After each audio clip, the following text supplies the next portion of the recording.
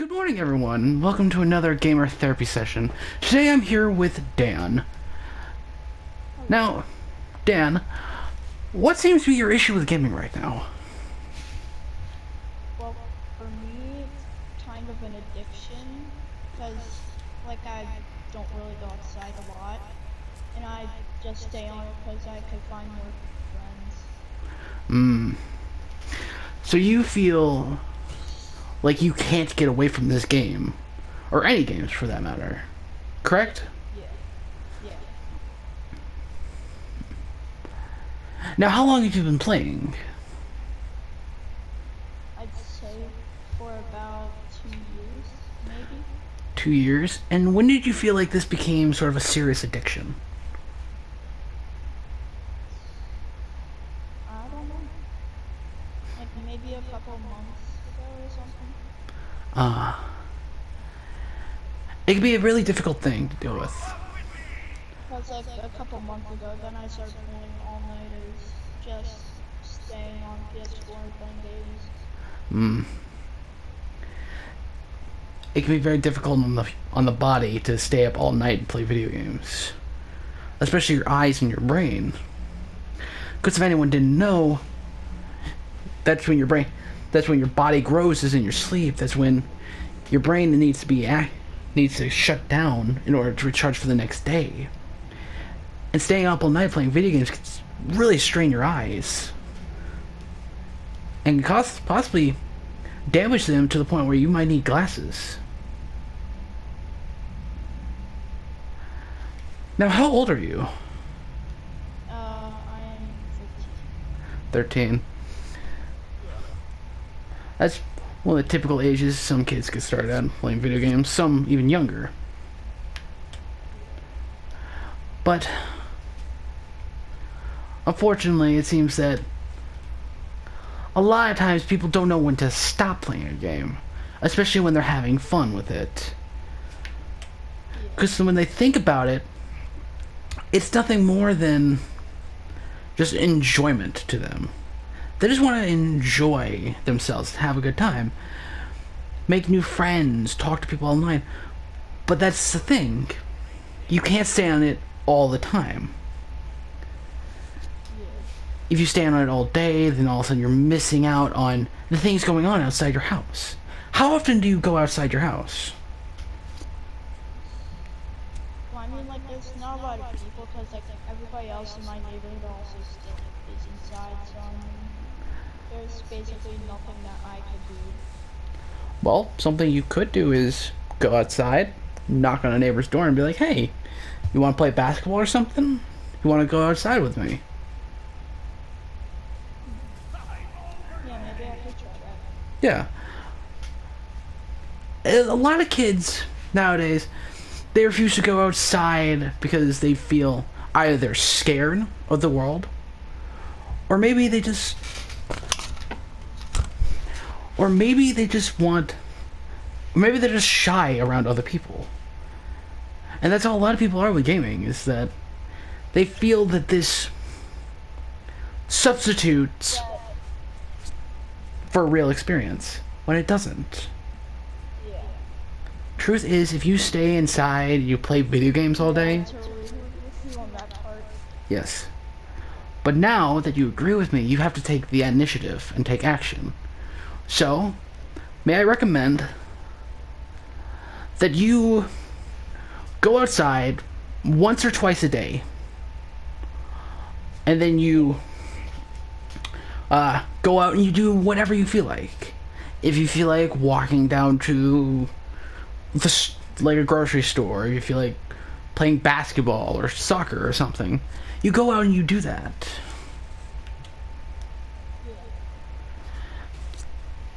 Also, maybe find some other kids your age to play with you. I can understand in these times it can be scary. The outside world can be scary. Hell, I was scared of it for a while. But we have to understand that fear shouldn't keep us from doing what we want and what we need to do. Do you understand what I'm saying? Yeah. Great. So, now I want you to make sure that maybe a couple hours a day or a week, you go outside and you do something. Yeah. Okay, good. Is there any other issues, Dan? No, that's it. Well, that's perfect. No problem. Like, I actually No problem, Dan. Well, I guess it's on to my next patient. So these are my next patients, Swag and Bruh. Now, could the both of you please describe to me what your issues with gaming is right now? I don't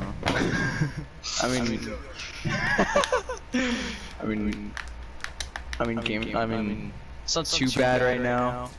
It's not too good either, to be honest. Well, what do you feel is not too good about it? Fortnite. Hmm. The developers and stuff, you know? Right. Mainly, like, game companies are mainly focused on like gaining money instead of, Providing the fans. Yeah. Providing the fans with an enjoyable experience. Like, take for instance, Epic Games. You know how, I don't know if you don't like ever played Fortnite once or something like that, but you know how they added like these mech type things? Yes? Like the community wants them to move, but Epic just like won't do it. Even though it was like the #1 trending on Twitter and shit. They want the company to remove these? Oh, I'm sorry, what were you saying? I was just gonna say it could be a business strategy. Because like when they put something in that no one likes, they keep it in for a little while. They realize that people don't want it in. They know that. And then they keep it in for a little bit longer, they change it a little bit, still keep it in, still make it obnoxious. And then eventually they finally get rid of it. And it seems like they're listening to the community, but at the same time they've known all along. And then they do the same shit again. Which can be very difficult, especially for fans of these games. Because are you fans of Fortnite? Used to be, but... Used to be. Right. It's meh. No, and something people need to realize is that these companies, their main focus is making money. And unfortunately, a lot of times they forget that in order to make money, they need to please the people who play the games. Yeah. Such as the fans that have been there since day one, or the people who are just getting into it. Because even though Fortnite is a free game, I've seen costumes, clothing, snacks. I even heard that they're in development for a movie. What? Yeah, apparently there have been rumors that there's going to be a Fortnite movie. I'm gonna go watch it. Now, I've had to deal with a lot of people who have been against Fortnite or certain games, or talking about how developers don't pay attention to the fans, such as in Overwatch being one of the more prominent ones. Now, just with the introduction of Sigma, a lot of people are not happy with him. Not because of his kit or anything, or because he breaks the game, but because of the character he is. Oh. That's fair. Yeah. I mean, personally, I'm a fan. I love them. So am I. Yeah, I love it. Basically, But I see what they mean, though. yeah. Now, what I recommend to everyone... More facts. What's up? No, I'm sorry, what were you saying? Okay. As I was saying, something I always tell people to realize is that when a company feels like they're not doing good, then they change. Or when... A lot of times, some communities will listen... A lot of times, a lot of companies will listen to their communities. Such as, Happy Games, the company that made... what was it? Oh, No Man's Sky. Oh yeah. How when that first released, it it was critically bombed and the fans hated it. But later down the line, especially now this year, it's gotten such a massive update, such massive updates to where it's become a very popular game. And that's because the fans projected themselves and actually told the company in like in a respectable way, along with in forceful ways, what they were doing wrong. It's a good thing that they changed it, and it's a good thing that they addressed what people wanted, but at the same time it's kind of, because I don't know if they did it, like okay, when they announced the game, it looked so much different than what it actually was when it first released, and it still isn't what it was when they announced it, which I get that, not all games are, but like, it's just the promises that they made for the game, and then release something that was so different. It was just a little off-putting, and then I don't know. It's just weird.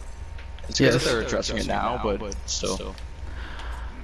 Yeah, and it could be hard to trust a game developer after something like that. I know NetherRealm had to go through a lot of it with DLC and their roster that they chose for Mortal Kombat 11.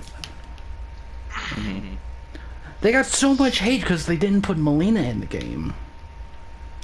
And so many people... I wasn't really a fan of Melina. Yeah. So many people demand certain characters. But what fans of Mortal Kombat have to realize is that the characters in the roster have to fit in the story somehow. Yeah. Which a lot of people forget is that sometimes the story comes first and the characters come second. Fair. Even then, you can't please everyone. Some people like Melina, some people don't. Some people like Sindel, which is I guess why they put her in. Some people don't. Like, I personally don't like her, but I'm fine with her being in, it's whatever. Yeah. So you can't please everyone, but you gotta do what you gotta do, I guess. Yeah, another thing they have to know is that if you don't want something, you don't have to pay for it. Exactly. I guess they just see it as like a waste of a character, though. In the first combat pack, there's, I don't know. But yeah, that is fair, you don't have to buy it. Just be upset with it, or just deal with it. Yeah, you don't have to buy it, and you can project your feelings to them, and they'll take note of it. NetherRealm has been very good with that as of late. Especially with Injustice and Mortal Kombat 11. How they saw the demand for Noob Saibot in Mortal Kombat 10, yet they didn't get it. Or they saw the demand for Nightwolf, or they saw the demand for Shang Tsung, and they put them back into the game. Same goes with Spawn, because apparently I wasn't really sure who he was at the time, but the community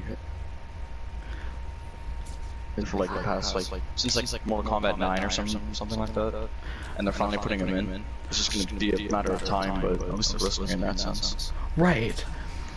But yeah, Spawn has been begged for years, and also Ed Boon will put Twitter polls so that fans can vote what characters they want. That's how Hellboy got in Injustice 2. Yeah. And I think, what character would the fans like the most? That's why they added in the Ninja Turtles. Yeah. As guest characters. Yeah. And again, people aren't gonna like Sigma or any character that Overwatch adds in. Like, people didn't know what to make of either him or Baptiste because they didn't know anything about them. They were expecting Echo or forgot his name, but the guy from Sigma's origin story. I think I know who Yeah. And there's it's just like, you can't really please everyone, so you do something and you did it, it's there, whatever. Especially with Overwatch, you don't have to play Baptiste, right? Yeah, you don't have to play Sigma. Yeah, exactly. no, we haven't. The feeling though, it's like, oh, I didn't want this person now at all, so now I have to wait for another one. But at the same time, it's like, at least it's there. At least they're still adding into the game, providing for the community. So Yeah, and even with something like Fortnite, yes, even though some of their changes might not be liked, they're still adding to the community. Unlike something like Apex Legends, that most of the time seems to just be still with it. I mean, granted, I have seen the update trailers now, but for a while there, they struggled to update it. It was just dead. Yeah. Even though it's considered one of the better battle royales. Yeah, it's a hard balance to maintain of not putting in things, like knowing when to and knowing when not to, because you can't put too much in, because then it'll be kind of like too much at the time. But I don't know.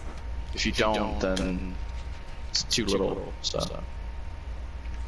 And that's a shame.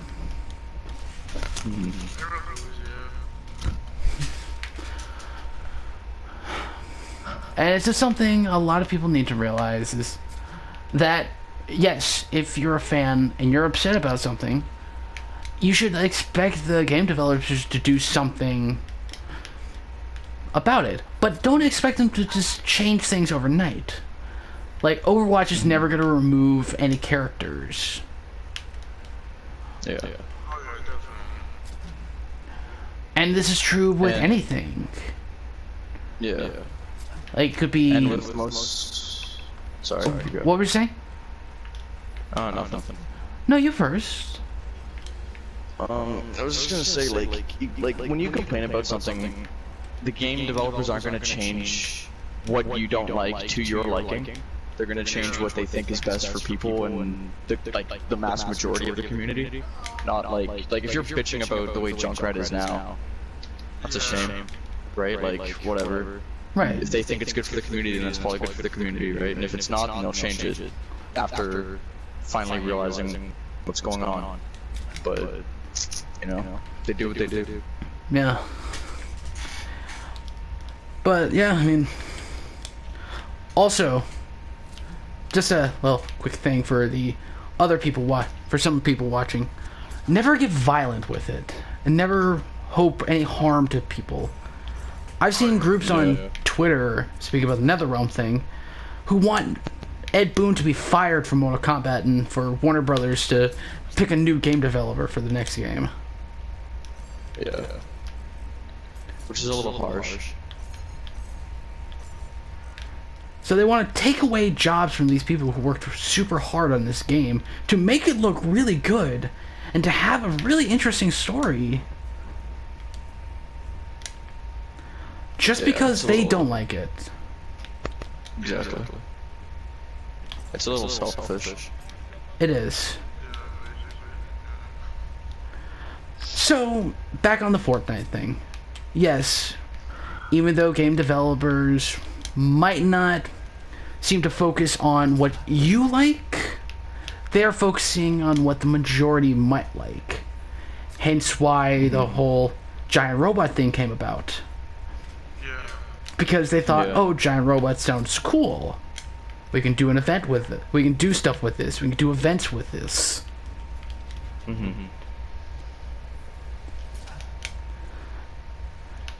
But my advice is to give the developers a chance to do the right thing. Because we're not taking what's going on and act upon it accordingly, or according to what they think is right. Because no one is inherently selfish, and no one is inherently greedy. If the game developers feel that the fans are not satisfied with it, they will change it. Yeah. Just and that's be like patient. Part of making a game too, is having a strong community and like keeping them, you know, and you don't want to drive them away because of the change that you've made and didn't change it, right, to make them happy. Of course. You just have to make sure that you're going to be patient with these people. And you also have to make sure that you are going to be a solid part of this community. And being a part of this community means you have to work hard to make sure that your opinion is heard. But also to make sure you're not being a complete ass about it. Exactly. Now, with that being said, is there any other issues with gaming you guys have? Not really. At the moment, it's at kind of a standstill. It's pretty good right now, in my opinion. Good. Yeah, so, yeah. That's good to hear. But I will always be here if either of you ever need someone to talk to about gaming. Or real life, if you need it. Bet. Thank you, and have a good day. Good evening, everyone. Just a quick message from Dr. Lich here. Saying thank you for watching this video. Not only that, thank you for sticking with me. Last couple of weeks, I've needed to work on myself. I've needed to work on my attitude, and I need to work on my life. But I am happy to say that I feel a lot better now. And now I feel like I'm ready to help you guys. I still got some issues I am working out, but right now, I'm happy with where I am. And along with thanking you guys for watching, I'd like to tell you all that I have started up an account on the Stardust app called Film Therapy, where I will review film, where I will give critiques on films, same way I would critiques on gaming. If you want to check that out, make sure to just type in Film Therapy at the Stardust app. The only review I have on there right now is Scary Stories to Tell in the Dark, but still it's a good watch. Watch if you have a quick 30 seconds to kill. But anyway, yeah. I'm going to start doing videos a lot more often. And a lot of newer locations and a lot better. I'm just improving everything about this. Thank you all for staying with me for so long. I hope you all have a good day. And a good night.